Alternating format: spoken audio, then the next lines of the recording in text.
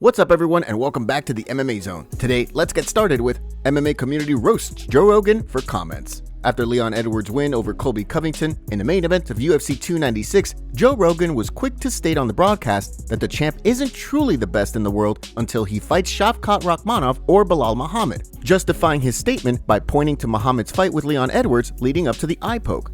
Well, I mean, he's clearly he's the best. He's the best. But he's clearly the best. Until he fights Shavkat or until he fights Belal. Look, if Belal can do something, look, Belal had very good success in that fight before he got eye poked. Of course, the MMA community wasn't sold. Fans were quick to react to the situation, with one writing, "Belal was dominated by Leon the entire duration of their fight, LOL." Another pointed out Rogan's bias, writing, "Love Joe, but sometimes he can be really biased to people he's friends with or has had on his podcast, and he seemed to really have a great time on the Belal podcast compared to the Leon ones." Another called BS on his comments entirely, writing, From what I remember for the short time the fight went on, Leon was moving Belal with every shot he was throwing. What real success is Rogan talking about?" Another references commentary on the Aldana vs. Rosa fight, where Rogan was also apparently biased, writing, "He was on one. At some point during the Aldana vs. Rosa fight, he tried to make it sound like Aldana had a good performance against Nunes. From the sounds of things, many fans are frustrated with Rogan's commentary in general, with one fan writing, "I'm so tired of this Rogan and his inconsistent biases." Should Edwards' next fight wind up taking place in the United States, Rogan is expected to be on the call, with fans likely to put his commentary under a microscope once more.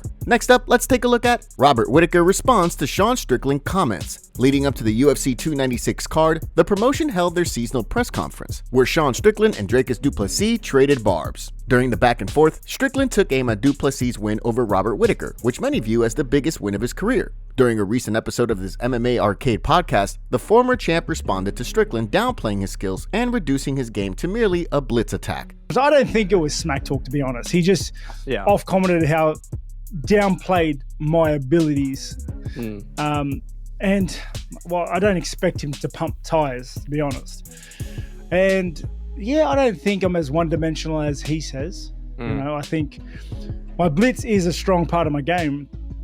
But I got other tricks. But honestly, I don't know. It was nothing really.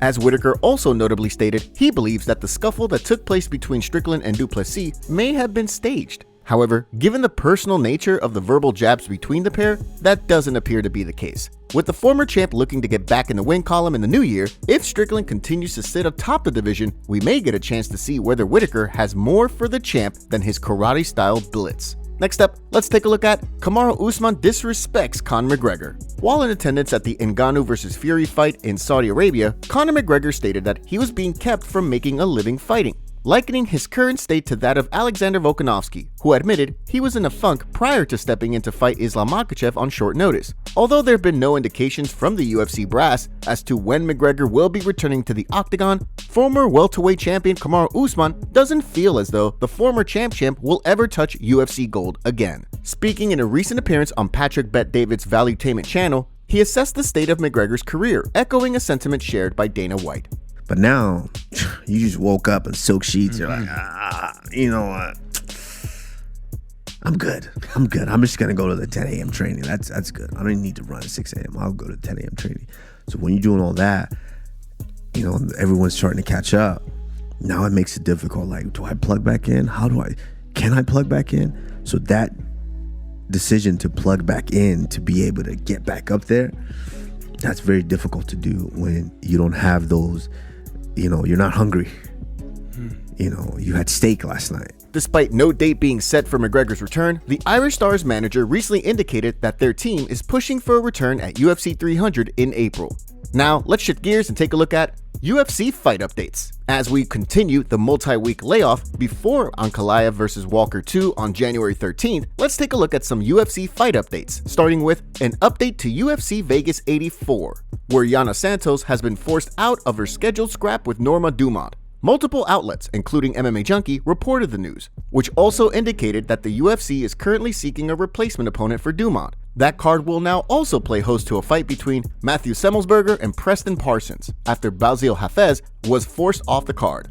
The fight will see Semmelsberger look to snap a two-fight skid, which recently saw him lose to Uros Medic at UFC 291. On the flip side, Parsons will be looking to bounce back from a recent loss of his own that saw him lose to Trevin Giles. Last but certainly not least, in the way of UFC updates, we have a middleweight clash between Albert Duraev and Robert Birchak, added to UFC Vegas 86 on February 10th. The fight will see Duraev look to bounce back from a loss to Jung Young Park back in July, while Birchak looks to make his successful UFC debut amid an impressive winning streak. With no events for several weeks, expect the UFC to fill the void by announcing more and more fights for the new year. Next, let's take a look at Belal Muhammad sends message to Shavkat Rakhmonov. After weighing in as the backup fighter for the UFC 296 main event, Belal Muhammad is already looking ahead to his first potential title defense, with history indicating that Muhammad should be the next fighter to compete for the belt at 170 pounds over Shavkat Rakhmonov. All eyes are on the UFC as fans anxiously await word on the future of the division. During a recent episode of UFC Unfiltered, Muhammad indicated that he would be willing to defend the title against Rakhmonov in the event that he beats Leon Edwards.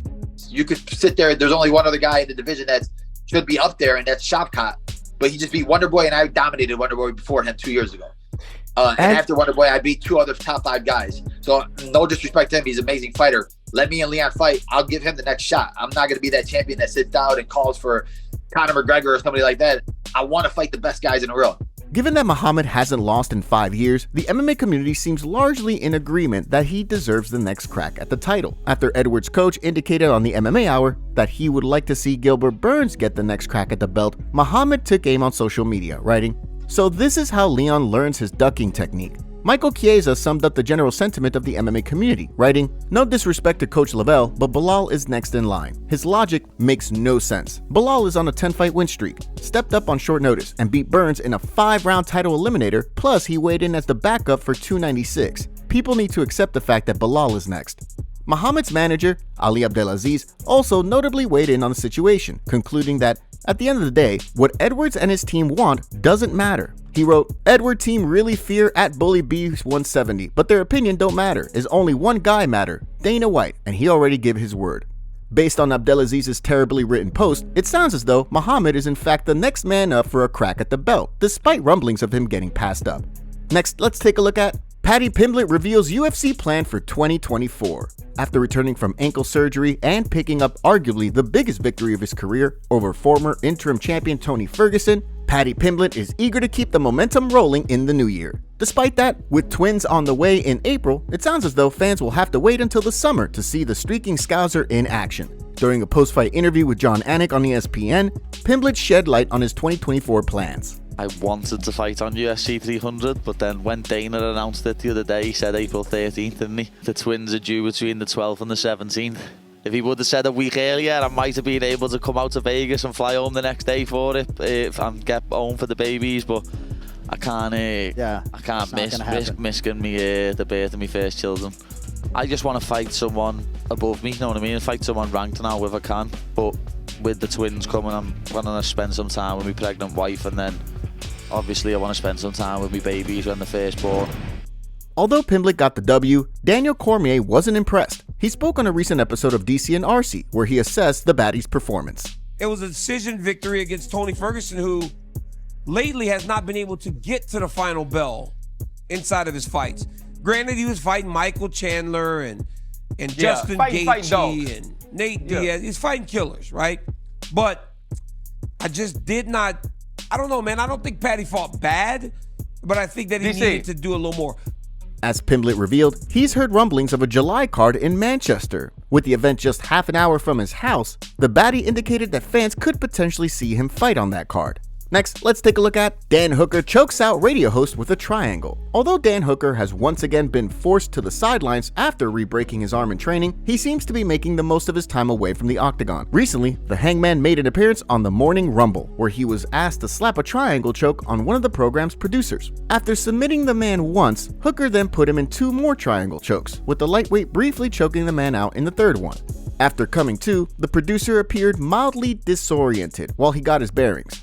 Hooker, re-injuring his arm, notably forced him out of his highly anticipated clash with Bobby Green. However, after recovering from surgery, the fan favorite is eager to jump right back into the mix at 155 pounds. With one of the most exciting styles in the sport and plenty of options available, there are no shortage of options for the number 9 ranked lightweight when he's ready to return to action. Colby Covington reveals bad news on a recent podcast. He announced that he broke his foot in the first round of the Leon Edwards fight. Here's what he had to say. I mean, looking at back, I doubled him in strikes count. I had 5 minutes of control time. He didn't have 1 minute. So I feel like I beat him in the fight. I broke my foot in like the first 30 seconds of the fight that people don't know about yet. The x-rays will start coming straight out. up, because you're in a boot. I mean, people can't obviously see it, but you broke your foot in the first minute of the fight? The first minute of the fight. Like, I had the picture on my phone, like the exact moment where it landed on his elbow. Shit. At the end of the first round, you're just like, man, that hurts. Like, usually I sit on the stool, and I didn't want to sit down in the stool. Colby, I mean, the fight went 5 rounds when it came down to a decision. How do you fight the next 4 rounds with a broken foot? Is it the elbow? Hit the elbow. Landed right on the right elbow, the top of the foot. Wow. Top comments. I can't help but wonder what Colby's reception would have been if he had won the fight in typical Colby fashion. For sure, a lot of fighters and fans would still call him out, but I think the MMA community is mostly fickle and will bandwagon on a fighter's words based on their most recent performance. Tony Ferguson, the type of guy to not retire until the losing streak matches his winning streak. What a man. What is Colby even showing his face for? He has no shame. Anything for a penny. What a disgrace. I thought Tony's losing streak was bad until I looked at his opponents. Besides Paddy, he had only lost to the best in the sport. Like, honestly, nothing but top-tier fighters. I'd still like to see him win. The fact that longtime coaches and fighters call out Colby for his behavior that quite a few MMA fans applauded and thought was okay just shows you the quality of fans we're left with these days.